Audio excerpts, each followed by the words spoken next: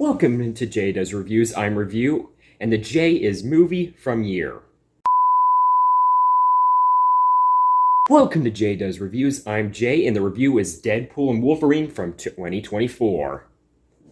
You know, I think it's safe to say that the Deadpool franchise definitely has plenty of surprises around every corner.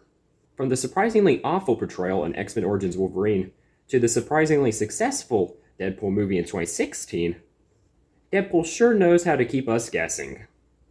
Now, before we begin, I just want to say that this is going to be a spoiler-free review because I want to think that I'm at least a somewhat decent person. And also so I can be lazy and not have to edit the synopsis. So, let's jump in. If you enjoyed the video, make sure to hit that subscribe button so you can get notified whenever I make new videos. Blah blah blah, hit the like button, blah blah blah. Let's start the review. So, we're going to start it off and end it off with the pros and cons. Pro, the clever writing. It's actually pretty funny. He had some good setups that I can guarantee you most of the audience did not see coming. I don't want to get into too many specifics because of spoiler territory, so let's move on to the second one. The action, which was really good. Seeing Deadpool and Wolverine battle it out, mostly for jokes because these two are regenerative.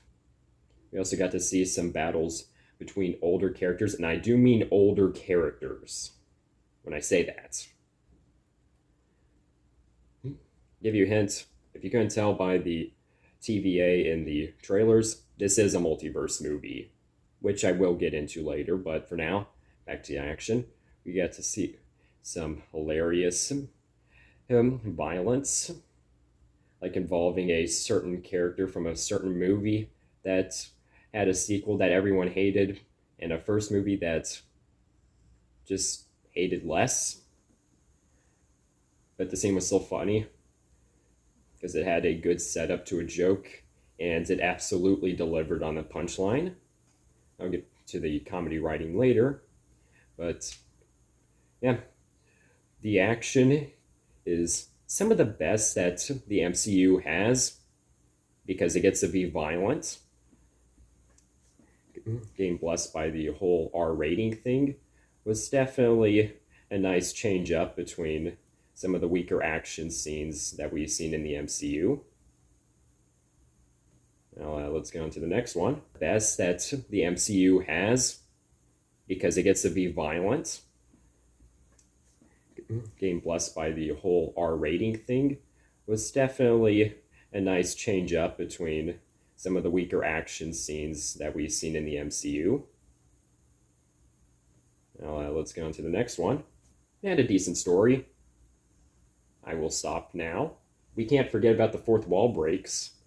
Isn't that right? No one behind this camera, because these are a one-man production.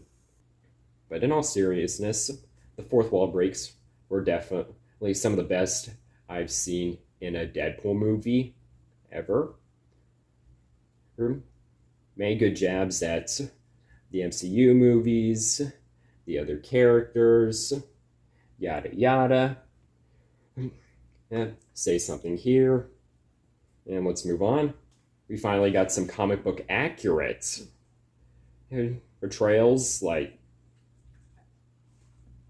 Wolverine and Deadpool finally have the authentic comic book costumes. And before you'd kill me, it's on the popcorn buckets. We also have the good soundtrack.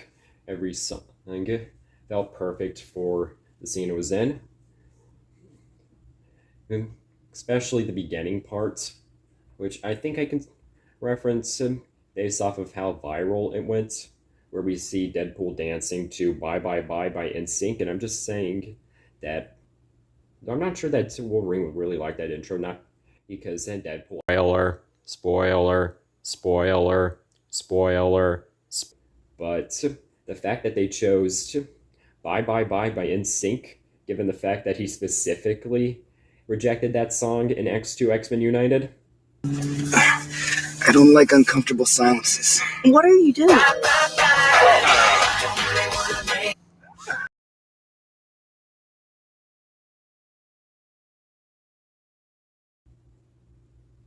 Tasteless, but pretty funny. Now I'm going to start discussing some of the cons, and I think most of it can be summed up with multiverse. So, the whole multiverse thing is, well, at least to me, is getting a little bit stale.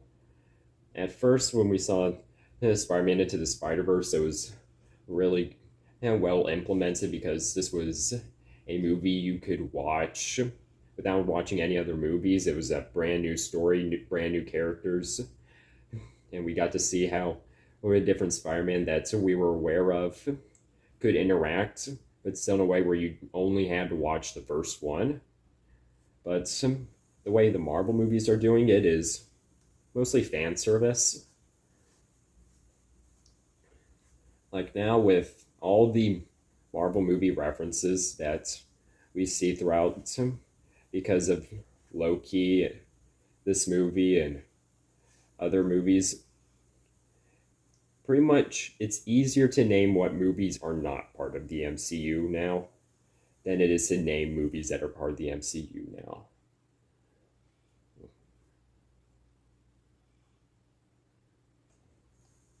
Which, for me, I've pretty much seen all most of the movies that they reference, but this can definitely be not daunting to newcomers.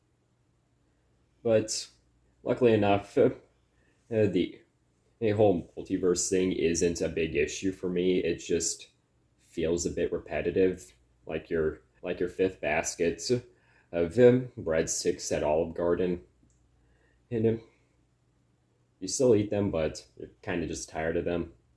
But luckily, everything else about this movie is really good, and it doesn't get weighed down too much. So, with all said and done, I'm going to give this some movie an 8 out of 10 for its great writing, great action, hilarious jokes, but a bit weighed down by the whole multiverse shtick. I'm afraid that the review must rest now, and so we shall part our ways. I hope to see you soon, but till then, take care.